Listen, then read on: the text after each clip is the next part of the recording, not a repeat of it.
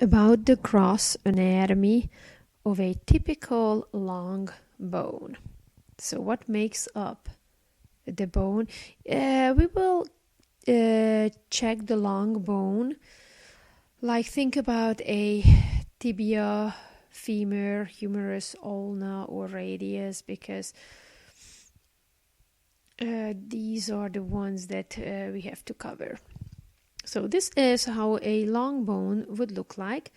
The top part, the distal and the proximal part, are called the epiphysis or epiphyses, both of them at the end of the bones. And the shaft of the bone is called the diaphysis. And this is kind of a really smooth surface all around on the bone. The superficial part of the epiphysis is covered by a cartilage connective tissue, and this is the hyaline cartilage, and we call it articular cartilage. This cartilage makes it really, really smooth, the end surfaces, that provides a smooth surface for the joint movement, so less friction between the bones.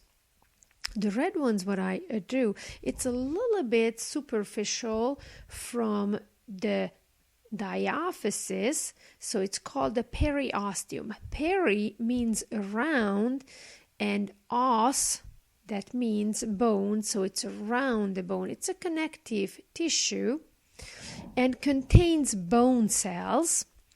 The bone cells can be osteoblasts, that they form the bone, they start to make up the bone, or osteoclasts, that they break down the bone, dissolve the bone. We will see later they are both really important in the bone formation.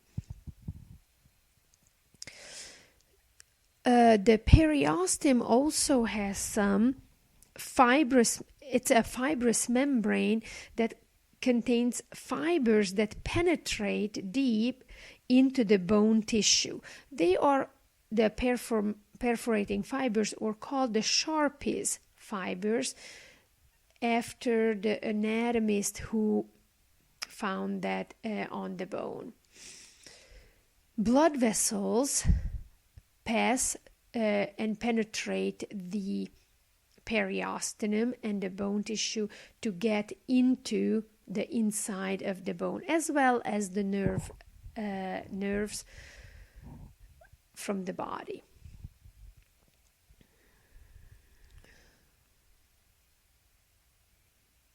Inside of the bone, in the longitudinal section or sagittal section or coronal section, is the medullary cavity.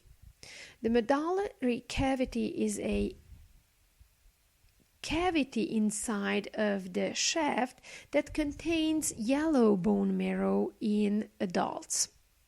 The yellow bone marrow is basically fat. This is the fat storage comes into the picture. However, when somebody is young, the medullary cavity is occupied by red bone marrow that is responsible for hemopoiesis, the production of red blood cells.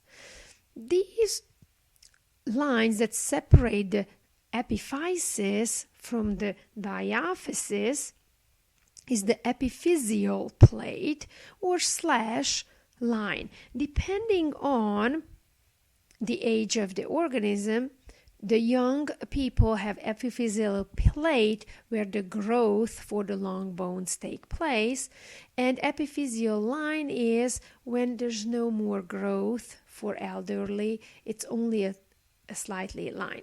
Now what I'm drawing in here is the trabeculae. Trabeculae are kind of small fragile bone tissue arches of the bone tissue that makes the bone really sturdy but light. So the trabeculae make up the spongy bone in the epiphysis, and in the diaphysis the bone structure is compact bone. So the bone, it's really for protection and supports. As the blood production gets out from the medullary cavity later on, as the person ages, the red bone marrow will take place or just moves confined to the epiphyseal plate, epiphyseal area. Inside of the medullary cavity, the cavity is